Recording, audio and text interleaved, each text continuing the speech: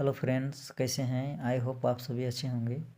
आज हम लोग क्लास 9 के चैप्टर 2 बहुपद के बारे में पढ़ेंगे, जिसमें फर्स्ट नंबर में है एक चर वाला बहुपद। चर क्या होता है? XYZ ABCD। एक चर वाला बहुपद x+1 x² + 2 x³ + 3 √5y+2 y-3 2/3 x+2 ये सभी एक पद वाले बहुपद हैं। अचर बहुपद कांस्टेंट पोलिनोमियल्स 2 1 3 -1 -5 ये सब क्या है? अचर बहुपद है। और शून्य बहुपद, जीरो को शून्य बहुपद कहते हैं। गुणांक, गुणांक क्या होता है? प्रत्येक बहुपद के गुणांक होता है। प्रत्येक बहुपद के गुणांक होता है। जिसे हम एक एग्जाम्पल ले लेते हैं।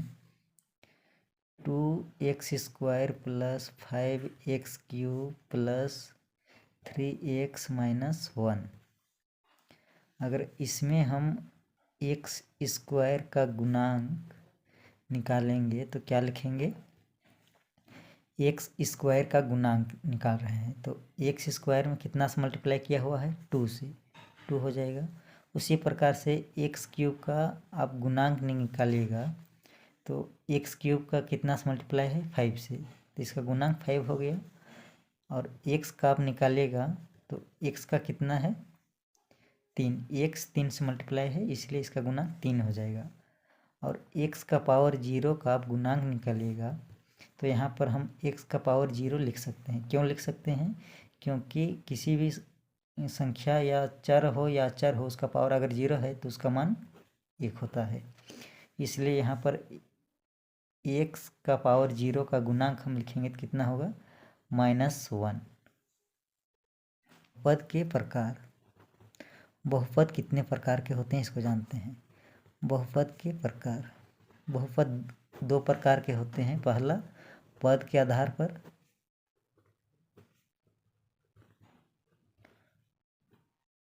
और दूसरा होता है घात के आधार पर होता है। तो आइए सबसे पहले हम लोग जानते हैं कि पद के आधार पर क्या होता है बहुपद। जैसे पहला होगा एक पदी बहुपद।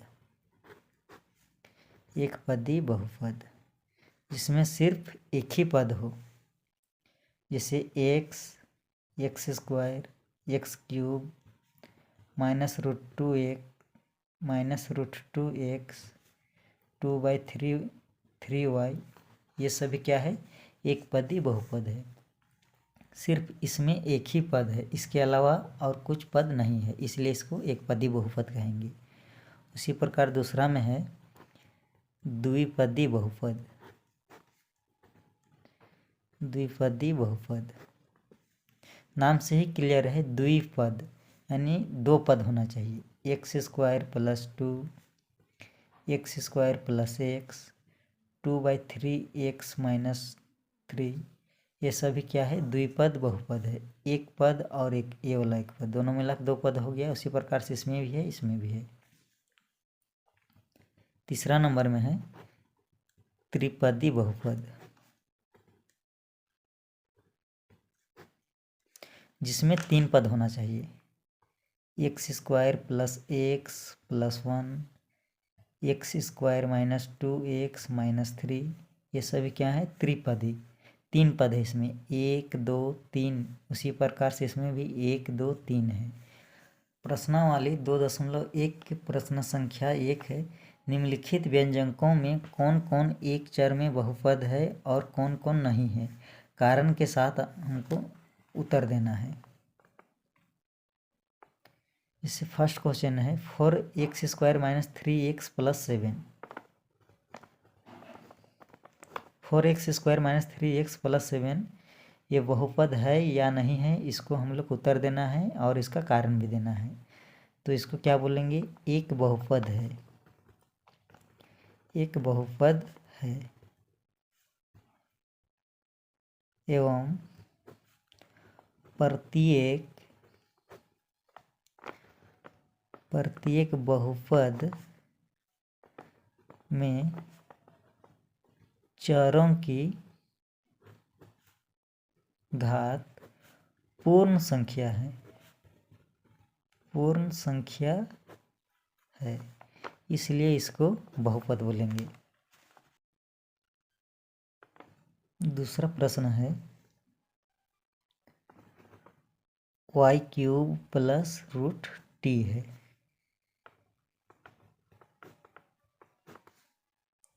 इसमें भी जो चर है उसका घात कितना है, 3 है, और 3 क्या है, पूर्ण संख्या, इसलिए इसको भी बहुपद कहेंगे।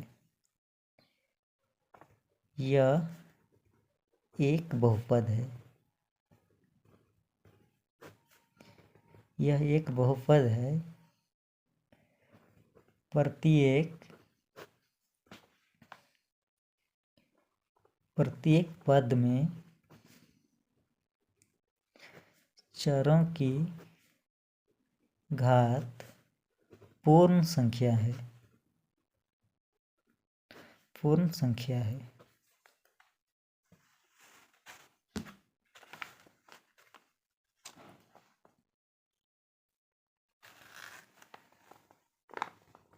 तीसरा नंबर में है 3√t प्लस t√2। क्या यह बहुपद है? सबसे पहले चर वाला पद को देखिए, t का पावर कितना है यहाँ, 1। यह तो बहुपद है। क्यों है? क्योंकि जो चर है उसका पावर पूर्ण संख्या है। पूर्ण संख्या क्या होता है, 1 2 3 0 1 2 3, इस तरह से पूर्ण संख्या होता है। ठीक है, ये वाला बहुपद है, लेकिन ये बहुपद नहीं है। क्यों नहीं है? क्योंकि √t है, और रूट का मतलब क्या होता है, 1/2। यानी इसको हम लिखेंगे तो t का पावर कितना हो जाएगा, 1/2, और 1/2 पूर्ण संख्या नहीं है, इसलिए यह बहुपद नहीं कहलाएगा। तो इसको लिखेंगे, यह बहुपद नहीं है।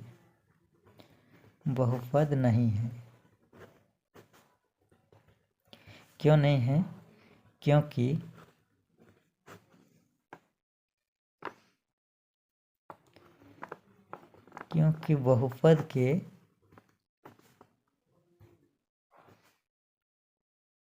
बहुपद के चर की घात पूर्ण संख्या नहीं है, इसलिए इसको बहुपद नहीं कहेंगे। इसी प्रकार से 4 नंबर में है क्वेश्चन y + 2y। 4 नंबर का क्वेश्चन है y + 2y। इसको हम लोग क्या लिख सकते हैं, y + 2, और y को जब ऊपर लिखेंगे तो पावर में कितना आ जाएगा, -1। चूँकि नीचे क्या है, पावर कुछ नहीं है तो 1 है, तो और इसी को ऊपर लिखेंगे तो y का पावर -1 हो जाएगा। और इसमें भी देखिए, इसका पावर 1 है और इसका पावर -1 है, और पूर्ण संख्या में माइनस में नहीं होता है, ना फ्रैक्शन में होता है, ना माइनस में होता है, ना रूट में होता है। तो ये वाला तो बहुपद है, लेकिन ये वाला बहुपद नहीं है, इसलिए यह भी बहुपद नहीं होगा। यह बहुपद नहीं है। क्यों नहीं है? क्योंकि बहुपद के चरों की घात पूर्ण संख्या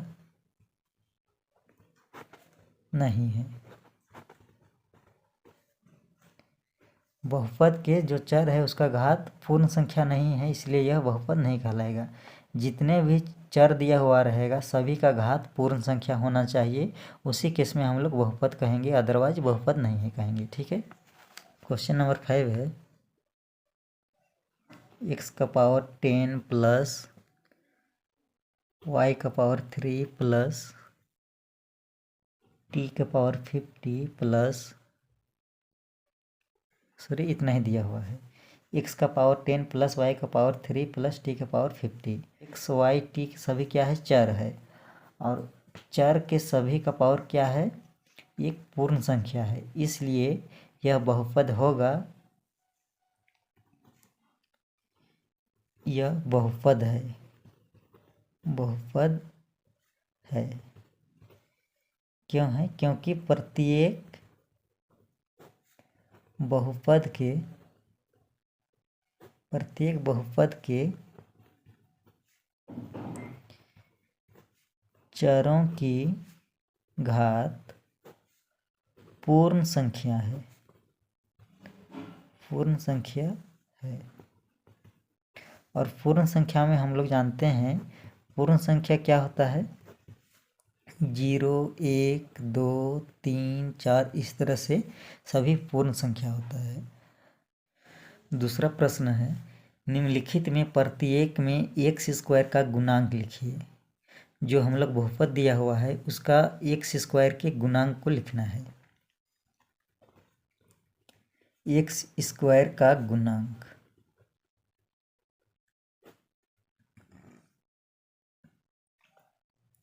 एक्स स्क्वायर का गुणांक कितना है, यहाँ कुछ नहीं है तो 1 है। एक्स स्क्वायर कितना से मल्टीप्लाई किया हुआ है, 1 से है, इसलिए इसका गुणांक 1 हो जाएगा। उसी प्रकार से दूसरा प्रश्न है, इसमें भी हम लोग को एक्स स्क्वायर का गुणांक ज्ञात करना है।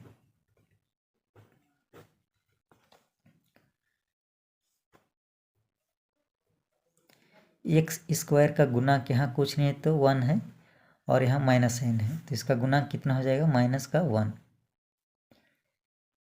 तीसरा नंबर में एक्स स्क्वायर का गुणांक, एक्स स्क्वायर का गुणांक हम लोग को ज्ञात करना है, और एक्स स्क्वायर के साथ कितना से गुना है, π/2 से है, तो इसका गुणांक हो जाएगा π/2।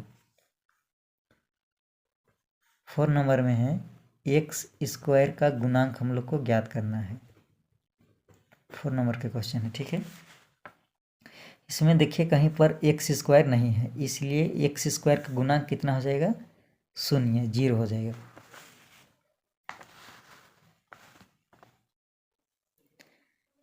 तीसरा प्रश्न है, 35 घात के द्विपद और 100 घात की एक पदी का एक एक उदाहरण देना है। 35 घात के द्विपद लिखना है और 100 घात के एक पद लिखना है।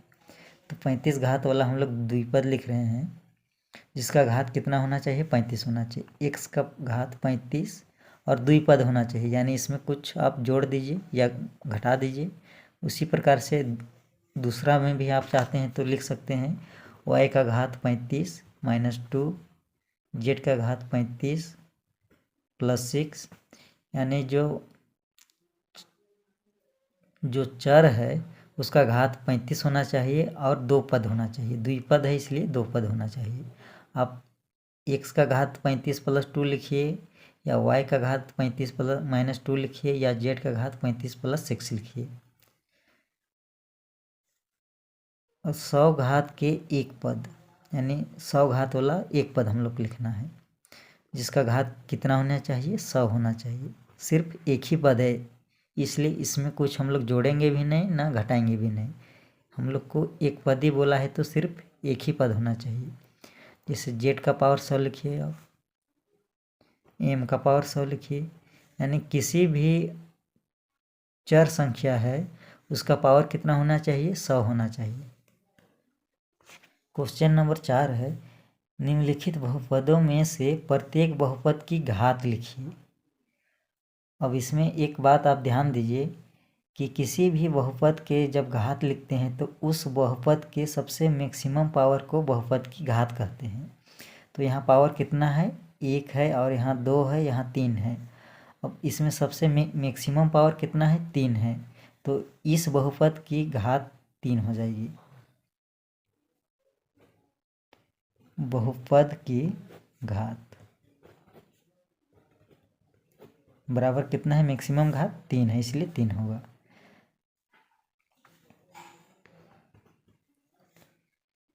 बहुपद की घात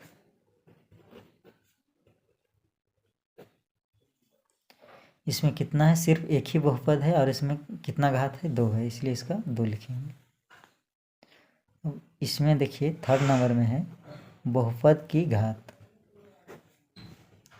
चूँकि हम लोग को बहुपद की घात ज्ञात करना है, इसलिए लिखेंगे बहुपद की घात। और इसमें बहुपद कितना कौन है, टी है, √5 माइनस √7 है। और 4 क्या है, टी है, टी का घात कितना है, 1 है, तो इसका घात कितना हो जाएगा, 1। ठीक है। प्रश्न संख्या 5 है, बताइए कि निम्नलिखित बहुपदों में कौन कौन बहुपद रैखिक हैं, कौन कौन द्विघाती हैं और कौन कौन त्रिघाती है। रैखिक का मतलब जिसका घात 1 हो, और द्विघाती का अर्थ है जिसका घात 2 हो, और त्रिघाती का अर्थ है जिसका पावर 3 हो, यानी घात 3 हो। ठीक है। तो इसमें सबसे पहले हम लोग लिखते हैं रैखिक बहुपद। रैखिक बहुपद,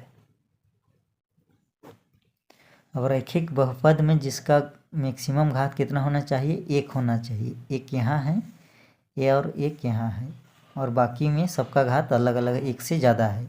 तो रैखिक बहुपद में हम लोग का हो जाएगा 1 + x और 3t। द्विघाती बहुपद जिसका घात कितना होना चाहिए, 2 होना चाहिए।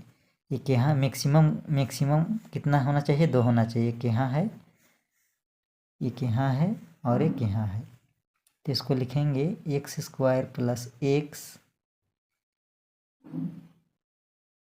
y + y² + 4। इसको यहाँ लिखे और इसको यहाँ लिखे, और क्या चीज़ है, r का पावर 2 है, यानी मैक्सिमम पावर कितना होना चाहिए, 2 होना चाहिए। त्रिघाती बहुपद, त्रिघाती बहुपद जिसका घात 3 होना चाहिए। एक यहाँ है, एक यहाँ है, x - x³ और 7x³ इस प्रकार से हम लोग का प्रश्नावली 2.1 के सभी प्रश्न को हल करके हम लोग कंप्लीट कर चुके हैं। अगर आपको कोई भी क्वेश्चन में किसी प्रकार का डाउट होगा तो आप कमेंट के माध्यम से पूछ सकते हैं। Thank you for watching this video.